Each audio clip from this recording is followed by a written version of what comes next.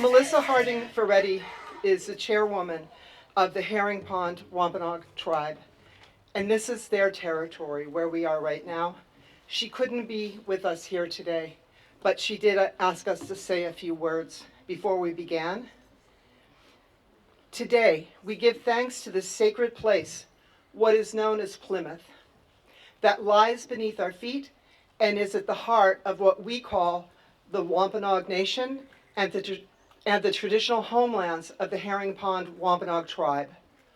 Our ancestors are buried here, and our descendants can still be found here today, along with the many other kinship tribal communities and direct descendants throughout the Commonwealth of Massachusetts. The Herring Pond Wampanoag tribe is one of the few remaining historic tribes in the Commonwealth of Massachusetts today. As Wampanoag people, our history is well documented and interwoven with the early history of colonization in the Northeast. Of the thousands of acres of land set aside by the Plymouth colony for the Herring Pond tribe in 1655, only a few parcels and our 1838 Pondville Meeting House remain. We are still fighting to reclaim what we can. May you never forget the first peoples of this land.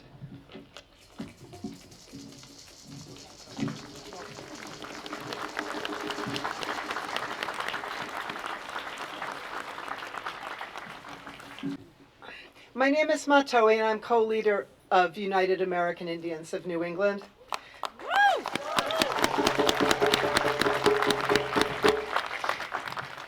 We have such a beautiful day here.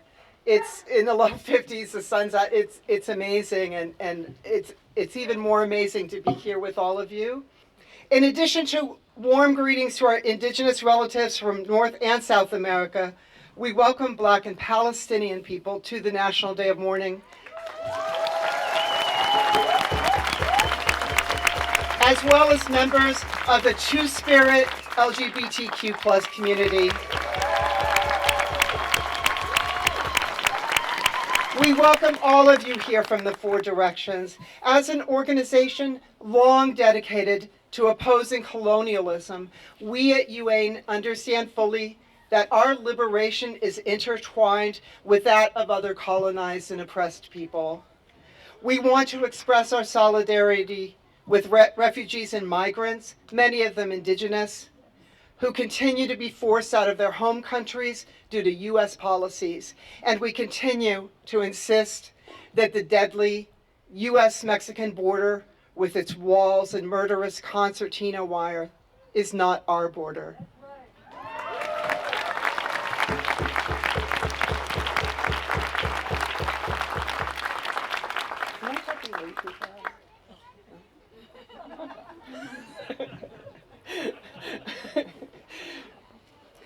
Looking out here over Plymouth Harbor, it's so beautiful. And it's hard, though, not to think about the environmental destruction that the Pilgrims and subsequent waves of settlers have brought with them. For example, just down the road from here, there is a now decommissioned nuclear power plant called Pilgrim Nuclear Power Station.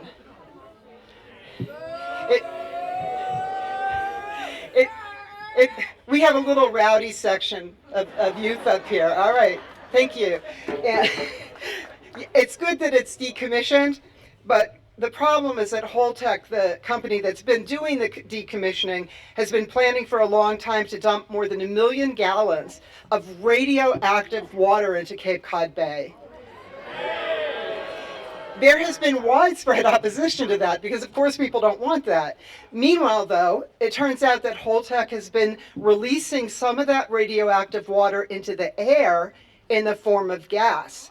And they clearly plan to release more in that manner. Yet they're not stopped. Down the road a little further, you'll find the Massachusetts coastal pine barrens, one of only 3 pine barrens left in the world. This incredibly rare and important ecosystem, which formed over thousands of years and which houses hundreds of species of animals and birds, is under threat from sand and gravel mining. Water is life, and we humans are part of that life, but settlers have forgotten this. They largely forget that what we do to the land, we do to ourselves. The way to address climate change is not the Green New Deal, nor is it the fake carbon proposals made by nations at places like the big climate conferences, with COP28 coming up right now. So-called sustainable energy sources are rarely sustainable, as indigenous people who protect 80% of the world's biodiversity often bear the consequences. Throughout indigenous territories, land and water are constantly being exploited without the consent of the traditional owners.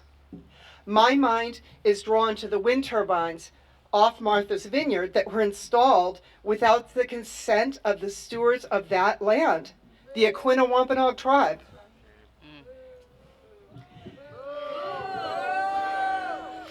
Tribes in Massachusetts need land back. The Mashpee and Aquinnah-Wampanoag and other tribes need land back to rebuild their economies and to be able to bring their people back to their homelands.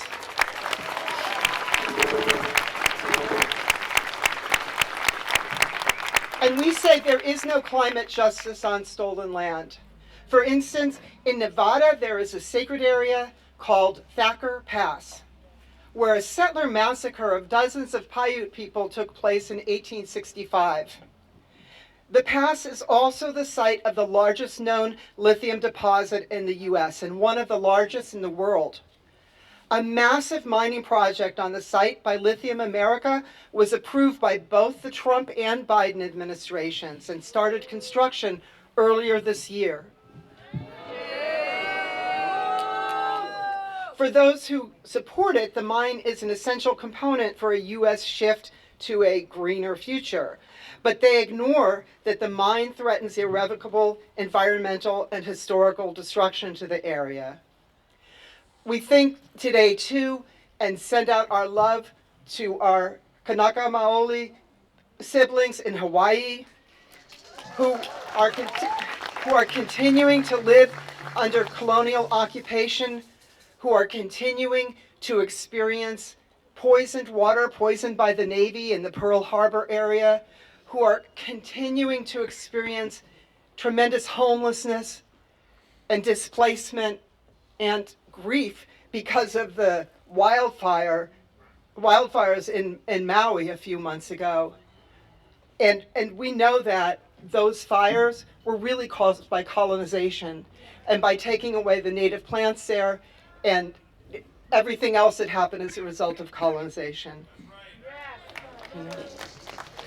In so-called Canada, from coast to coast to coast, First Nations, Métis, and Inuit communities are fighting against the effects of colonization. Mi'kmaq people are fighting for their fishing rights, once again. Everywhere, people are trying to stop destructive development. Drug deaths are hitting hard in all of our indigenous communities. Missing and murdered indigenous women, girls, two-spirits, trans people, and relatives continues to be a crisis throughout Indian country. I think especially today of the situation in Winnipeg, where a serial killer was known to have dumped bodies of murdered indigenous women in a landfill there. And Native people have demanded that the landfill be searched for their bodies. They know there are bodies there. Yet the government, both the provincial and federal governments, have refused to do this. Indigenous people throughout Canada know that if a white woman were killed, they would be searching. They would have money for that. So we join them in calling for the landfills to be searched and say that Indigenous women are not trash.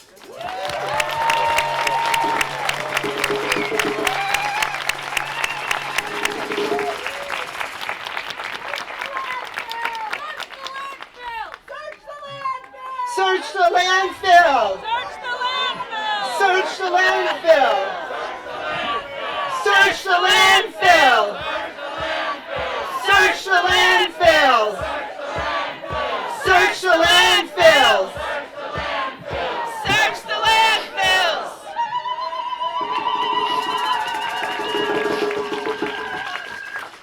I hope that guy Pierre Trudeau and all those other politicians can hear us right now. So, here in the so-called United States, Native nations achieved a major victory when the Indian Child Welfare Act was upheld earlier this year, and it was a huge relief for all of us. But that law needs to be strengthened and further enforced. And we also must point out that our children are still being snatched and put into foster care in disproportionate numbers, separating thousands of our youth every year from their land and their culture. The theft of children has often been a core tenet of settler colonialism. I noticed over the last several weeks that there are actually settlers saying, oh, I see that there's a Palestinian orphan. I'd like to adopt a Palestinian orphan. Maybe what they should be doing is working hard to ensure that Palestinian children can stay within their own alive families and can stay within their own country.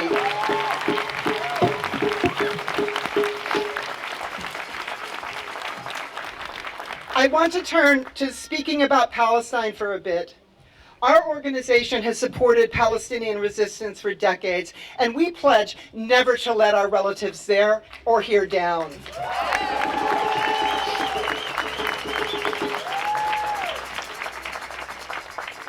When you see a genocide happening, whether in Congo or Sudan or Armenia or Palestine, you need to try to do something about it. If you are silent, that is supporting the genocide. And this is a basic principle that I think many of us as parents have taught to our children. Yet, too many people are still standing by right now, afraid to speak up because of the repression that's being directed against those who stand up and defend Palestine, especially against students, many of whom have been arrested.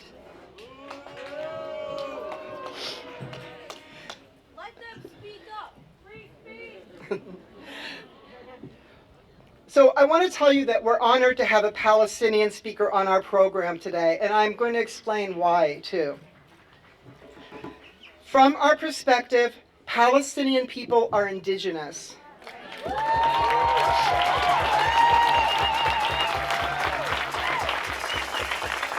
What has been happening to Palestinians in Gaza and the West Bank since October is an increase in what has been an ongoing genocide directed against them by the settler colonial state of Israel.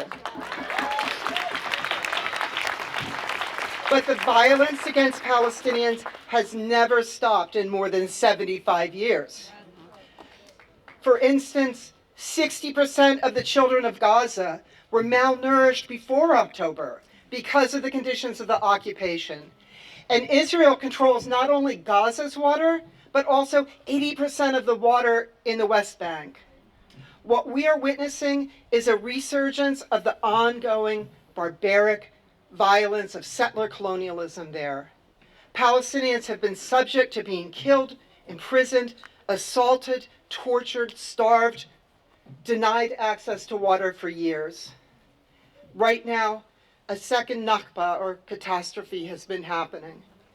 And if you believe that land back is necessary here, then you need to understand that land back is also necessary for other colonized peoples of the land.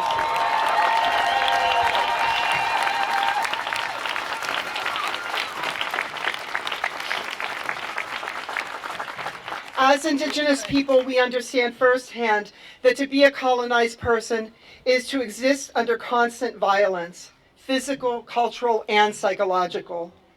We call what is happening in Palestine genocide because that is what it is.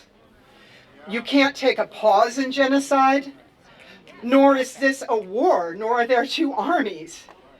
We see the same features of manifest destiny and white supremacy that we have experienced, weaponized against Palestinians.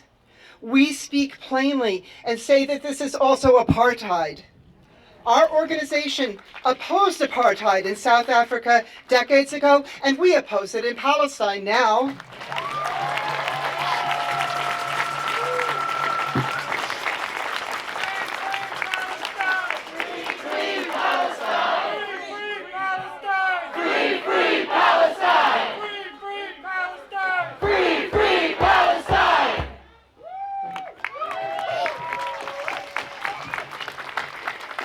The Pilgrims in Plymouth and the Puritans in Boston were obsessed with the idea that they were in a wilderness provided for them by their God, as though the land were empty and waiting for them. This idea is so embedded that even today, I hear from school children and adults alike that the Europeans brought civilization here, and that indigenous peoples were not actually doing anything with the land. The invaders come and they rename the streets and villages and rivers. They actively erase the existence of people who live here and continue to live here. And this certainly sounds familiar to Palestinians. Zionists still speak about Palestine as a land without people for a people without land. And they say even if the land was not empty, it was supposedly full of people who had no real connection to the place, didn't know how to develop and exploit the land the way the Europeans did.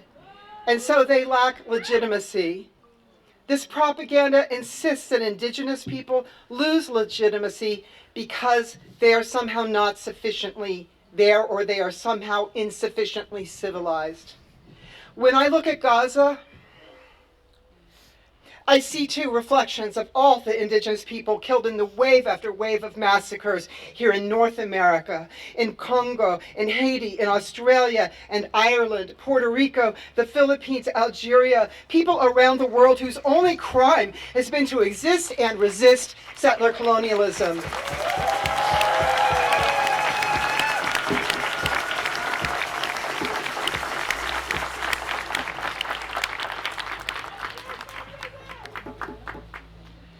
And of course, the United States, the unapologetic killer of millions of indigenous, black, and other oppressed peoples, supports this. You know, if we, the colonized, suffer in silence, then we are sometimes considered to be suitable objects of settler pity and charity. But we don't want pity. We want freedom and the restoration of our homelands.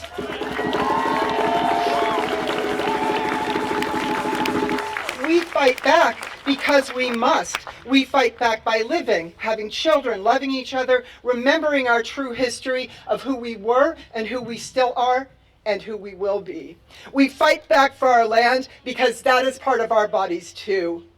We fight back in any way we can because the alternative is to become extinct on our own homelands, which is the ultimate goal of settler colonialism. So we know what it's like to be considered animals and savages and to endure generations of ongoing genocide. Colonialism tries to dehumanize us, but we never lose our humanity.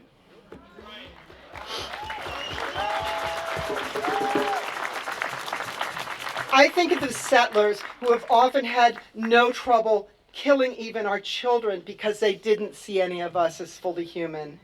And they continue to tear our families apart. I remember Colonel Chivington from Colorado, who led the Sand Creek Massacre, said to kill them all, women and children, because nits make lice. And that is exactly the sentiment that we are hearing now from Netanyahu and many others in Israel as they justify the massacre of thousands of children and their families, as they now openly even support the spread of infectious diseases to kill off even more Palestinians. As indigenous peoples, we resist the violence and erasure of settler colonialism and the attempts to dehumanize us until we can fully become ourselves who we're meant to be through liberation.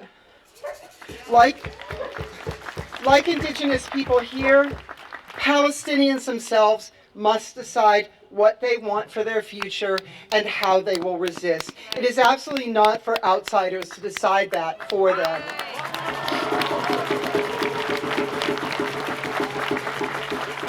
We also know there is greed underlying what is happening. Greed for the land, greed to control the water, greed for gas and oil and other resources. We call out Genocide Joe Biden and nearly all the politicians in the US and Canada, in Britain and elsewhere who have been supporting genocide and providing billions of dollars in funding and weapons, filling their own pockets and the pockets of the manufacturers. We cannot appeal to the morality of our colonial oppressor because they have none. We have to make things uncomfortable for them so they can't go out to eat, they can't do anything without being called out for their support.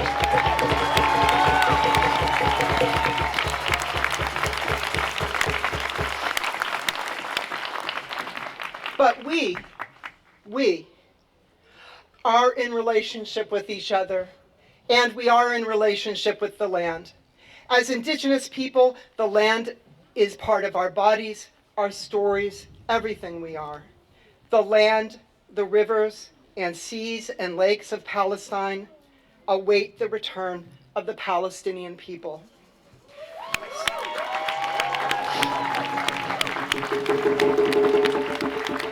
So today, on U.S. Thanksgiving Day, we say that we will not be thankful for these crimes against humanity laid bare for the whole world to see. We will not be thankful for the billions of dollars stolen from us, money that could be going to housing and education and food on tables, and instead that is flowing out in aid to the war criminal state of Israel.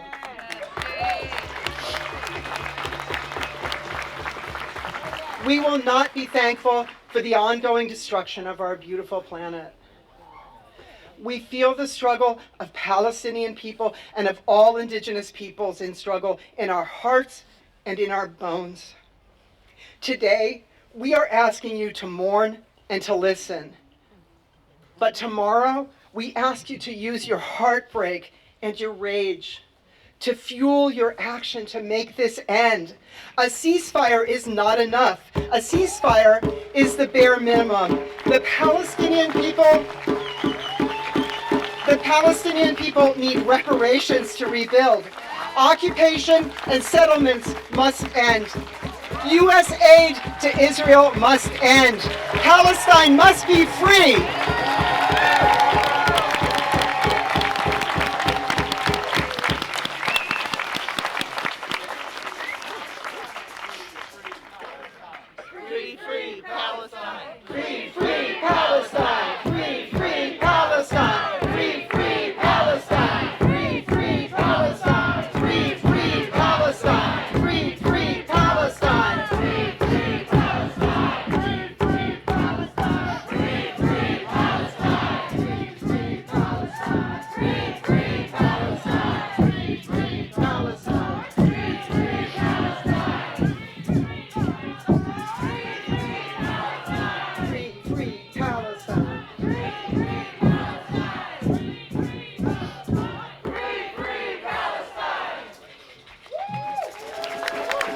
Thank you.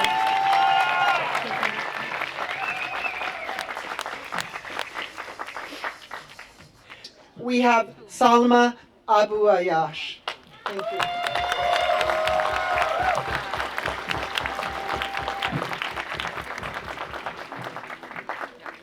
Assalamu alaikum. Peace be upon you. I call on my ancestors to envelop us here today with their protection and guidance. I call on my father Ibrahim, a Palestinian ancestor who fought for Palestine all his life, to bless my words as I take on this responsibility of speaking to you today, honoring this day of mourning. I am grateful to be in native Wampanoag land. I am grateful to be on the stage speaking after these indigenous women and elders. When my sister Matoan asked me to speak to you, I felt my heart expand out of my ribcage. I literally stopped breathing for a few seconds. I want to start by saying that this has been one of the greatest honors given to me. I don't take this responsibility lightly, and I don't take this honor for granted.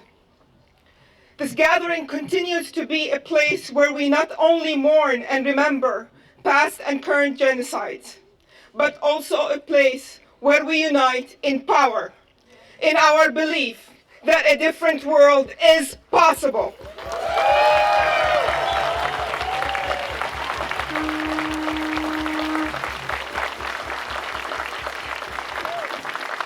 In our conviction that we humans of all backgrounds, will not stand for supremacy, genocide, and the continued extractive, destructive processes that Matoan just talked to you about, and that colonialism, capitalism, imperialism, and greed employ to destroy our planet and humanity.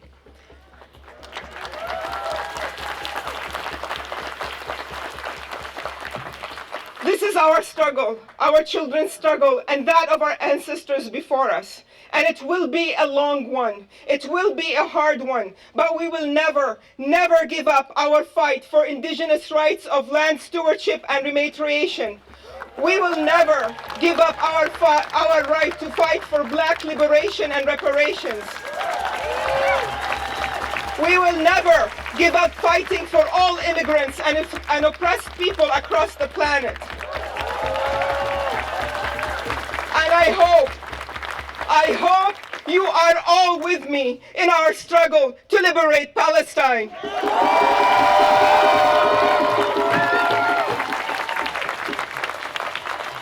We Palestinians yearn for a land where Palestinians have self-determination, liberty, sovereignty over our lands, freedom of movement, and to be free from the daily pogroms, killings, and incarceration that has been going on for 75 years and more.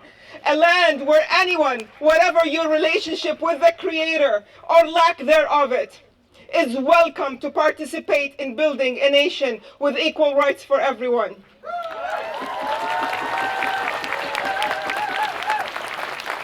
I say, bring it on. We are a generous, loving people. Palestine was once such a place before the state of Israel was created on 78% of its land. One of its cities, Jaffa, was called the mother of strangers because just before 48, it was a thriving Arab port on the sea that welcomed everyone. Before European settler colonial invasion in the early 19th centuries, this century destroyed our societies, alienated neighbors, and turned Arab Jews and non-Jews against each other. Yes, we have a dream, and it will come true because anything short of this dream is accepting a system of genocide and oppression, continued aggression, and settler expansion.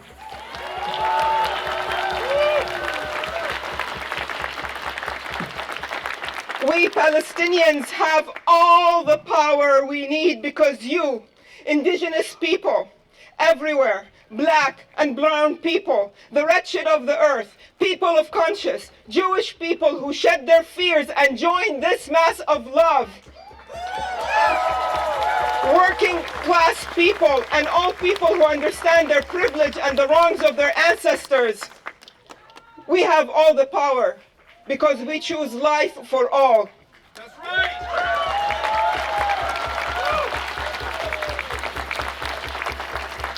Palestinians, in our pain, our disbelief, our trauma, let us remind ourselves that we have a Native matriarch sitting in the front seat, leading the Palestinian women, chanting their hearts out for Palestine on top of an old truck that's here somewhere, pulling us forward with her love and perseverance.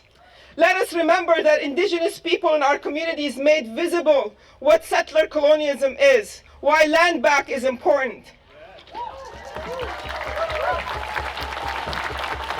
Let us be clear that young black women and men and their elders, writers, artists, educators who taught us about anti-blackness, structural racism, including exposing the US carceral system, these same black, young, and not so young are marching with us day in and day out, just like Palestinians march with them in Ferguson and against the prison industrial system and police brutality everywhere. A police that is trained in many US states and towns, from Boston, Cambridge, you name it, by the Israeli army.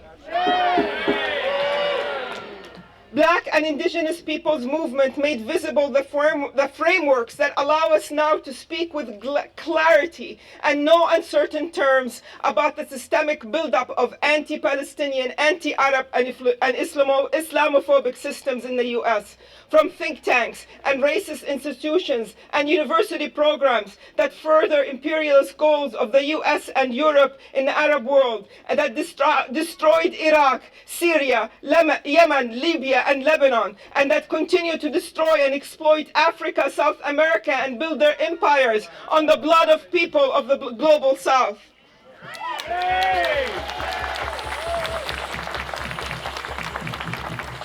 I know there is no doubt in your mind. There is no dissonance. There is no paralysis. You know that our struggles are intertwined, sourced from the same well of revolutionary spirit and determination, from the same history of colonization, and from the determination to be free.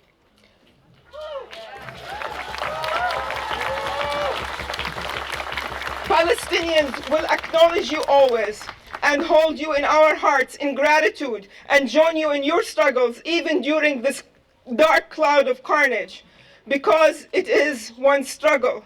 It is our collective liberation, and that is our power.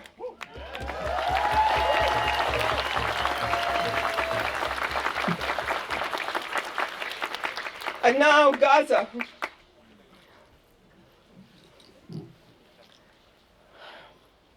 I wonder, do we really understand what it means when 15,271 children, women, and men are killed in 40 days? Can you imagine it? Or that 4,150 people are still caught under the rubble of buildings hit by Israeli air and artillery? Look around you. Think of these numbers. I won't recite the staggering numbers of schools, places of worship, hospitals, and civilian buildings destroyed, or the number of journalists targeted, and healthcare workers or teachers killed. I don't think our brains are capable of absorbing these numbers and this carnage anymore.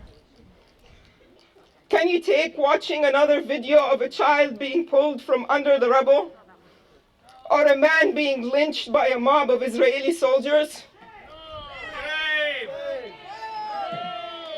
We are all watching what is happening in Gaza in horror. The world is watching. The world is watching. The world is watching. But maybe you don't know what is happening in the West Bank, right at this moment. I'm a Palestinian from the village of Beit Umar, north of Al-Khalil, Hebron. When I speak with my aunt, she describes to me a scene of terror that has intensified since October 7th. Settlers roam with their machine guns day and night. According to the New York Times even, there are over 200 killed by settler rampages and over 2,000 injured, including over 1,000 who fled from their homes due to these recent armed pogroms. Some 2,650 Palestinians have been detained by the army in the West Bank, and at least 195 Palestinians have been killed, and over 2,500 others injured, according to the last update from the Palestinian Health Ministry back in November 15th. There are 171 healthcare facilities destroyed. My cousin, my aunt's son, is detained, and the last time she was able to speak to him, almost 3 weeks ago, he spoke of torture, of stripping prisoners of their clothes, of taking everything away from them, of not allowing enough food and no access to sun or sanitation. Indeed, this was corroborated by their vile leaders describing the scene with pride. What's happening in Palestine today is a condensed, horrible version of what's been happening to us on a daily basis for over 75 years. I have yet to hear one mainstream media report fully on what's happening. Did you hear anywhere that 22 hospitals were attacked, bombed, and rendered non-functional, or that 66 mosques have been completely destroyed? Let alone put this carnage in context. Every report from the media should remind you that Palestinians are a people that have been living under a brutal occupation, and that our land has been and continues to be colonized since 75 years. They should also remind you that people under conditions of occupation, transfer, and continued colonization have the right to resist by any means possible.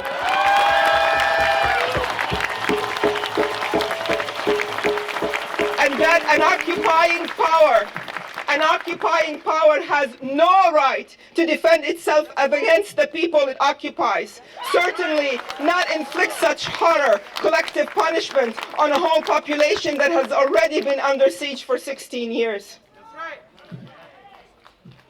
We reject a state that has no constitution or defined borders, and that has been deemed an apartheid state by two international organizations, Human Rights Watch, Amnesty International, and two Israeli human rights organizations. A state that has 65 racist laws discriminating against non-Jews, including a nation-state law of the Jewish people that declares the right to exercise national self-determination to be unique only to the Jewish people, and that declares Jewish settlement as a national value. And that mandates that the state will labor to encourage and promote the establishment and development of Jewish settlement. We all know what that means. We reject the notion that anti-Zionists are anti-Semites because we oppose and resist. Hello? Free, free Palestine! Free, free Palestine! Free, free Palestine! Free, free Palestine! Long live Palestine! Long live Palestine! Long live Palestine! Long live Palestine! Free, free Palestine! Free, free Palestine! Free, free Palestine! Free, free Palestine! Long live Palestine! Long live Palestine! Long live Palestine! Long live Palestine!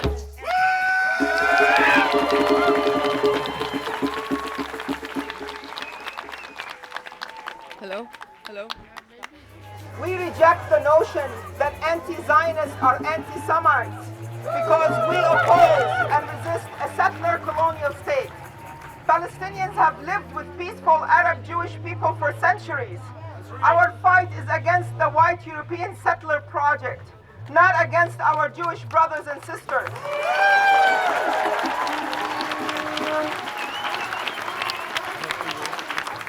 We mourn the death of all innocent lives and stand with Jewish people fighting white supremacist and anti-Semitism in Europe and the USA and anywhere on the globe. Let me remind you, there are 7,000 Palestinian hostages that are now being held in Israeli jails, including 172 children. Shame! We know this is not just about hostages. These human losses did not happen in a vacuum.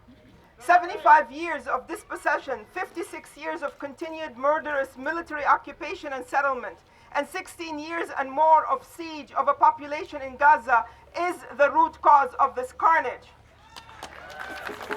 If the US truly cared about Jewish people and their safety, it would have worked to resolve the root causes of this carnage.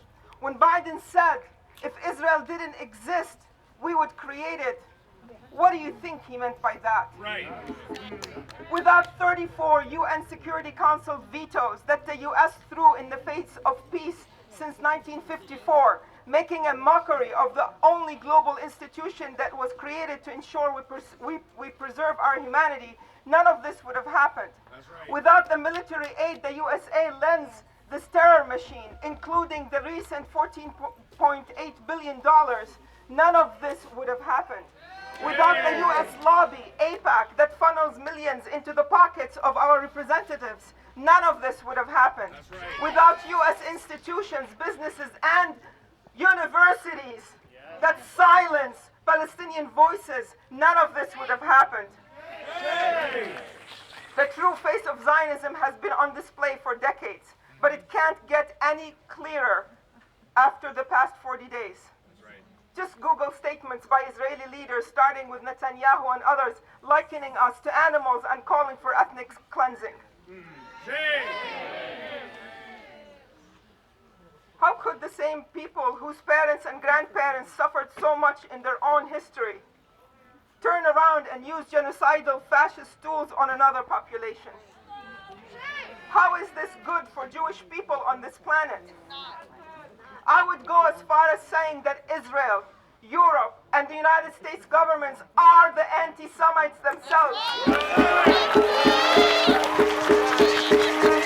Not us who call for liberation and equality for all. Do not tell me peace before you recognize that the system of apartheid and supremacy has to be dismantled, just like South African settler apartheid state was dismantled. Once that happens, Palestinians and Jewish people can live in peace on the historic land of Palestine. Anything short of this is blind to the nature of the settler state and its racist laws against non-Jews, and is causing and has been causing Palestinians great harm for 75 years. Not even a two-state solution is possible before the foundations of the state of Israel that are built on supremacy and colonization are challenged.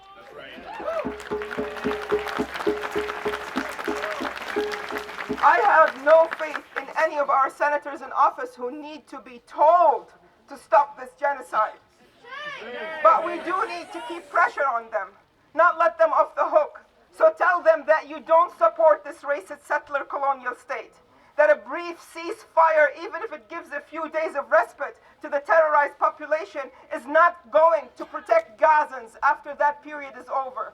Ask them, why is the sanctity of the lives of our children any less important than white children's?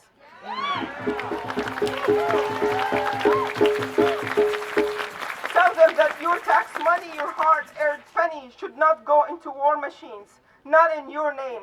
That they should go first for reparations for Black and indigenous people. The United States spends more on national defense than China, Russia, India, Saudi Arabia, United Kingdom, Germany, France, South Korea, Japan, and Ukraine combined. What kind of a country is this?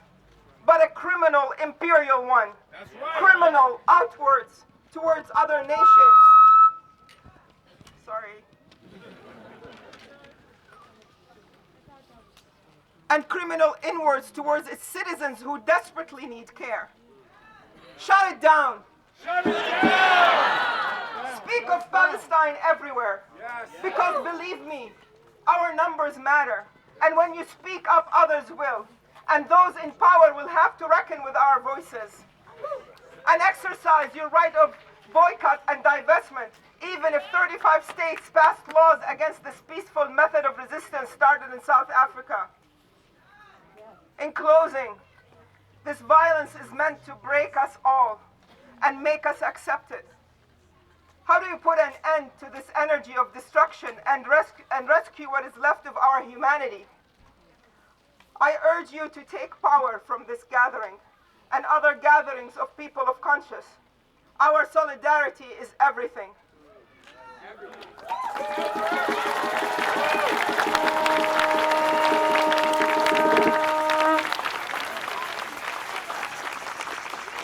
To our oppressors, I say, you can build your dreams on our bones. You can imagine your safety guaranteed through the violence you inflict on us. But we will not stand by. We will resist you till our last word and our last breath.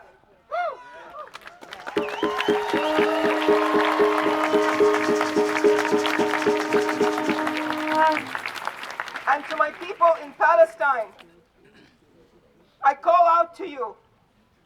I hold your hands firmly, and I kiss the earth beneath your soles. And I say, I am prepared to die for you. أناديكم وأشد على أياديكم وأبوس الأرض تحت نعالكم وأقول أفديكم. Long live Palestine!